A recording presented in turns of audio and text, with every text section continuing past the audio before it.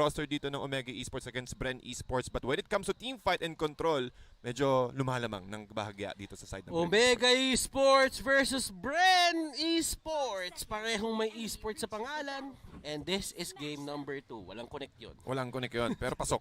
Pasok na. Pasok pa rin. Pasok na rin. And Kenji, ang gagamit ng Esmeralda, kung papansin ninyo.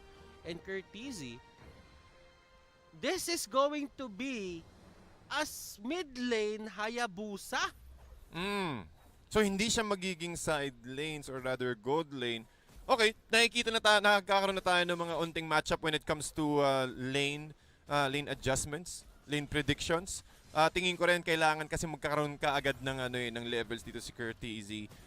At kapag nagkaroon, well, positioning yourself on the middle lane, mas madali kang magkaroon ng choice kung saan lane ka pupunta. Alam mo, Tads, we should be more surprised sa ginagawa nila dito ngayon. Pero sa totoo lang, with all the things na nakita natin from the other teams, kung sino nga ba yung pwedeng gamiting mid laner sa hindi, hindi na tayo nagulat. Hindi na tayo nagulat. Kitang-kita na agad. Kumbaga, prediksi na agad dito.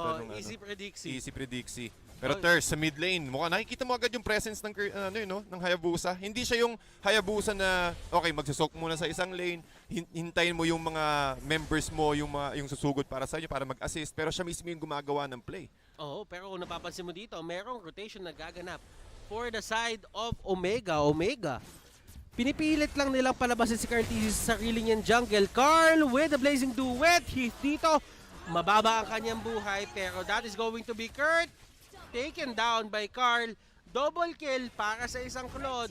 Tingin ko ayaw mo mangyari yun, pero may sagot din naman yung side ng Omega doon kay Rebo. Yep, magandang opportunity yun for Omega to go for pick-off. But unfortunately, hindi nila napansin na si Curtizy pala nandun na with the blazing duet. Pero yung mapansin natin yung emblem structure dito ni Curtizy, he went for a high and dry, so he's always going for a pick-off. Really suitable for a mid lane Hayabusa. But kung sakaling nagkaroon ng mga team fight, kailangan muna maghintay ni Curtizy or at least lumikot siya sa may pinakalikod para mas mag-proc ka agad yung kanyang high and dry. Toshi, nice attempt gamit ng kanyang Meteor Shower to steal yung purple buff ng Bren Esports, pero sabi ni Curtizy, mabilis pa rin ako, man.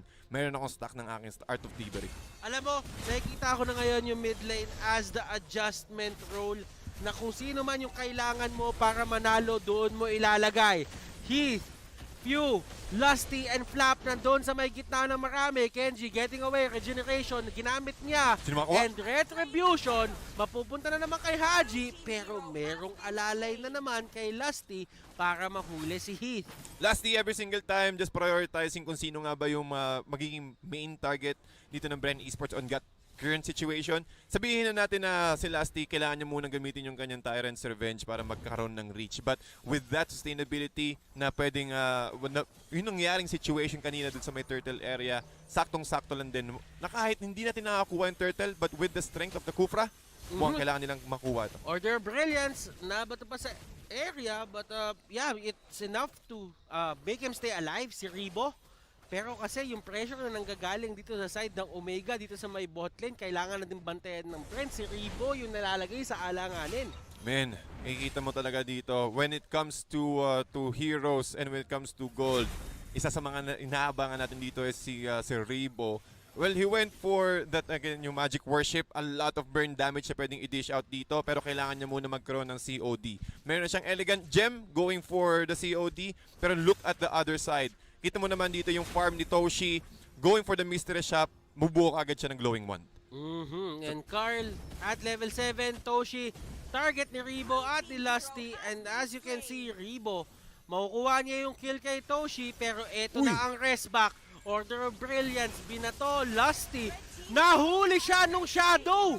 Nadikitan ng Shadow, men! Nadikitan ng Shadow, yun yung nangyari, kaya hindi siya nakapag-teleport out. May damage pa naman yung Quad Shadow na yun. Pati kahit saan ka pumunta, basta within the vicinity ka ng Quad Shadow, mapupuntahan ka ni Curtizy. And with that kill, nakakuha agad siya ng Blade of Heptasy. So, unti-unti na sumasakit ang mga miyembro ng Omega dito. And also on top of that, Glowing Wand na purchase na ni Toshi. Pero sa side naman ng Bren Esports, syempre hindi pa rin sila papatalo. It's all about the team fight. And talking about the team fight, mag-respond na naman ang Turtle. So, possibly, makakita naman tayo ng isang maglupit na skirmishes.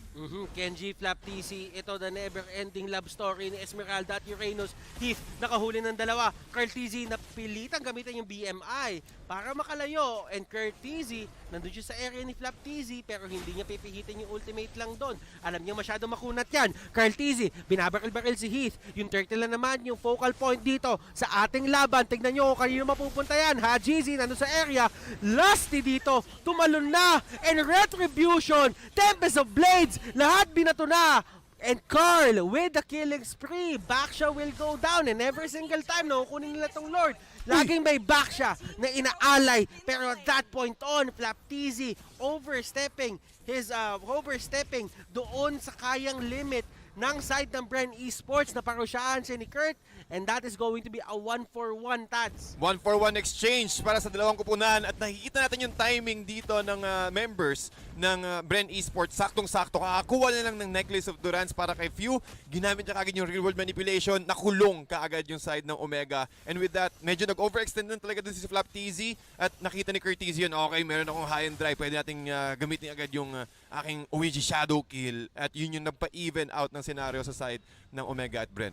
Pero ngayon, ang dami na kukuhang kills ng Omega pero they're not answering yung pinaka-problema dito sa side ng Bren. Si Carl TZ, 3-0. Dire-diretso siya dito na magpa-farm. Hindi siya napipigilan. Yung uptime niya perfect for getting those monsters. DHS now up 6 minutes and 27 seconds. Ganun niya kabilis nakuha yon, and that is going to be something na kailangan bantayan ng Omega. Yep, at kapag nakakuha pa siya ng isa pang item ng kanyang golden staff, lalong sasakit yung damage output dito ng Bren Esports. At yun din yung hinihintay ng Bren Esports dito. Kaya ang ginagawa ng Omega is gumagawa agad sila ng aksyon na parang dito sa bottom lane, Hajizi trying to force Rebo for the Order of Brilliance. Pero sabi niya hindi muna. Mag-ano muna ako, TP out into Chaos Assault. And gumamit ng ultimate. Pero makakatakas lang just in time. Dito, ang Ling. Ang laking bagay nun para sa Omega kasi malalaman nila na okay, itong window na to na walang real world manipulation, ito yung opening natin para lalong maging aggressive.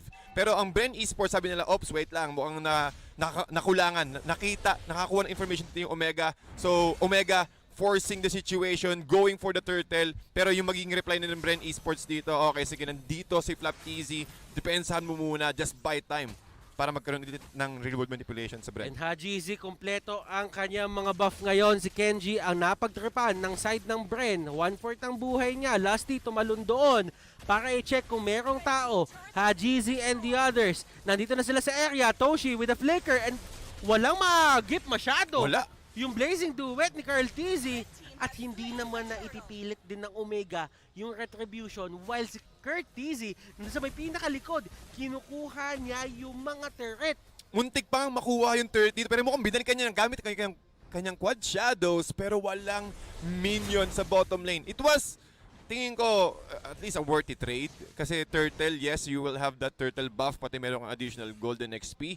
Pero yung ma-takedown mo yung turret sa bottom lane, pwedeng gamitin ng Omega to as an opening when it comes to next team fight. Again, sabi natin kanina, pag umabot tayo ng 10 minutes, dito nagsisimula yung mga team fight, mga skirmishes, mga team fight na malakihan kasi nandun na yung next Lord. Glowing Wand napunta na kay Few. Yung items slowly but surely umaabot na sa side ng Bren. Rebo, Lightning Truncheon. At kung papansinin nyo, Brute Force Breastplate ang kinuha dito ni Kenji. Alam niya na kailangan niya ng extra protection coming out from Carl TZ at meron pa siyang Dreadnought Armor dito just for the sake na meron kaya niyang i-sustain yung damage na ibabato ni Carl. Golden Staff nakuha na din niya and 9 minutes in, this is the time na kailangan magbantayan netong dalawang team na to. Kasi sa totoo lang, unti-unti na din nagkakaroon ng items yung Bren Esports. Shadow Mask nakuha na din ni Lusty at ito na nga yung peak time. Yeah. Pati makikita mo, ang ganda ng pagkaka-itemize pero mukhang nagkaroon ng Shadow OG kill. Carl TZ muntik pa mamatay. Ang ganda ng timing ni Carl doon. Inantay niya muna kahit papano na mawala yung shadow kill at nung nawala, tsaka siya nag-BMI out. Hindi siya mati-takedown at si Kurt TZ at Hajizi, yung dalawang may Z sa side ng OMG. Nawala. Sila ang nawala. Oh my! 12 seconds para kay Hajizi at Bren Esports mukhang na ibaliktad na naman ng Bren Esports ang current situation nila coming from that. Merong 3K net worth advantage dito ang Bren Esports at unti-unti nila na-occupy ang territory ng OMG. But with that, Lord, nag-respawn na Thurs. Ang ganda ng play na ginawa ni Carl Tizzy doon. Ang ganda ng play na ginawa ni Carl Tizzy, yung patience, yung timing, yung precision ng play na yon, sobrang ganda. To the point na yung paata ay makapagpabaliktad netong, hindi makapagpabaliktad pero magdadala ng tempo ng game papunta sa side nila. Yeah, and talking about sides, 32K net worth na ang Bren Esports at unti-unti na nakukuha yung mga kailangan nilang items for another push. As we wait for the next objective, yung Lord nag-respond na at siyempre ini-ignore pa rin ng OMG at Bren since meron silang information kung nasan yung ibang members ng kalaban nila. And also yung top lane nagpupush so kailangan pang i-repel to ng OMG. Ngayon, kailangan na rin nila ditong kailangan na nila dito si Kenji. At habang nangyayari lahat to, si Carl nandun sa may Lord area, ito yung isa sa mga innate abilities ng isang Claude. Hindi alam to ng side ng OMG pero nakakuha na sila ng idea, tumalon-talon siya doon pero hindi na enough time yon para i-contest pa yung ginawa ni Carl. Level 15 na siya while si Hajizi is at level 13. So in terms of retribution, mas mataas ang pinoproduce na retri damage ni Carl as compared kay Haji. Kaya kailangan talagang maghabol ng Omega ngayon when it comes to this. Kasi unti-unti na nagkakaroon ng items, Force Breastplate ang nakuha dito ni Carl Tizzy and Oracle na rin para kay Flap Tizzy. So meron talagang standard na frontliner ang Bren Esports at kailangan nilang talagang mag-abang ng magandang opportunity para makakuha ng isang magandang blazing duet. Pero kita mo naman, Thurs, hindi nagtitipid ang OMG. Meteor Shower kaagad para kay Toshi. At ayan, nakakaroon na ng laban dito, ladies and gentlemen. The Lord is in the area and Hajizi with a sliver of HP. Tempest of Blades gagamitin niya para makatakas. Flap Tizzy and the others. Grabe yung sustain na pinapakita.